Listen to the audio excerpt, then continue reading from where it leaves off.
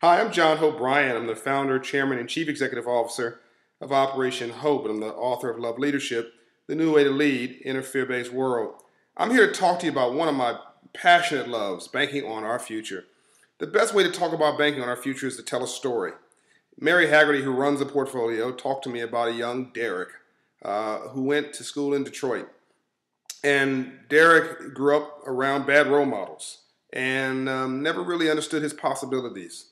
And when a volunteer came into the classroom to teach him financial literacy and a course in dignity, it changed his life.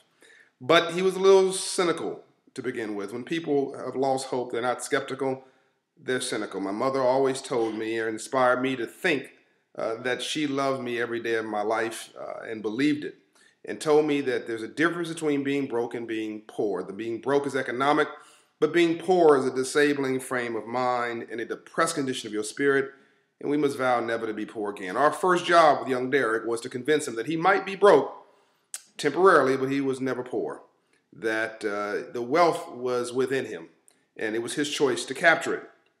Well, that first session with the volunteer didn't go so well. Derek sat there a little cynical. When I was growing up, we had 30 kids, 35 kids in the classroom, and 30 kids wanted to learn, and 5 kids were acting like knuckleheads. Today, you tend to have 35 kids in the classroom, and 30 kids are acting like knuckleheads, and 5 kids are ashamed to admit that they want to learn. That's what Derek was dealing with. An environment where dumbing down is unfortunately popular and cool. And so that first session, he just sort of sat there. But the volunteer didn't give up. And my staff didn't give up. And the next week, Derek sort of had his hand in the air meekly to questions. And the third week, Derek was a little bit more enthusiastic. And the fourth week, Derek was just completely engaged in this conversation on the language of money and dignity and even entrepreneurship.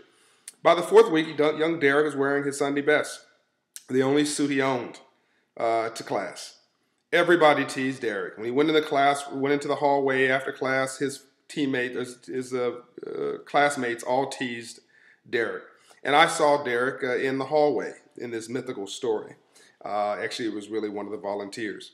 And put my hand around Derek and said, it's going to be okay. And about that time, his friends began to sort of psychologically jump on Derek. Man, why you want to hang out with these people wearing that suit? That ain't cool. You need to be with us. So we offered the Derek and his friends $70 to make a decision about Nike. Well, his 2 friends gave him 3 minutes. His 2 friends said, we don't need 3 minutes. We'll make a decision right now. We want us some Air Jordans, which means these kids aren't dumb. They know that Nike makes Air Jordans. Well, you need another $30. That's a whole other story. And they decided they wanted to buy them some Air Jordans. Well, Derek said he wanted to buy 1 share of Nike stock. That's the value of banking on our future. But the story doesn't end there. It actually begins. The young man with Derek, these are his friends now, they jump on Derek. Man, why you want to buy that stock? That's stupid. Nobody want no stupid stock. Everybody's got Air Jordans. You want you some Air Jordans. Got purple Air Jordans, black Air Jordans, green Air Jordans, suede Air Jordans, leather Air Jordans. Everybody wants some Air Jordans. You got to get you some Air Jordans. So I go to defend Derek's honor, and I go to put my arm on Derek, and Derek says, no. It's cool. I want them to buy those shoes because when they do, they're making me money. And with that small act, that twisting of the way he saw the world, Derek got it. And Derek will never be poor again. Banking on Our Future has won the Oprah Winfrey Use Your Life Award.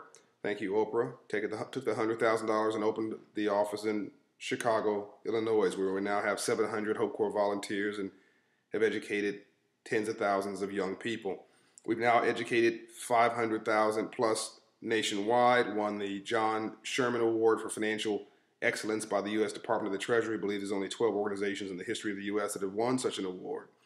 And in many ways inspired then President Bush to make financial literacy federal policy by executive order when he made it, created the U.S. President's Council on Financial Literacy, where Charles Schwab served as chairman and I served as vice chairman, and proving that this issue is not partisan, that it's not about Republicans and Democrats, it's about the Get It Done party.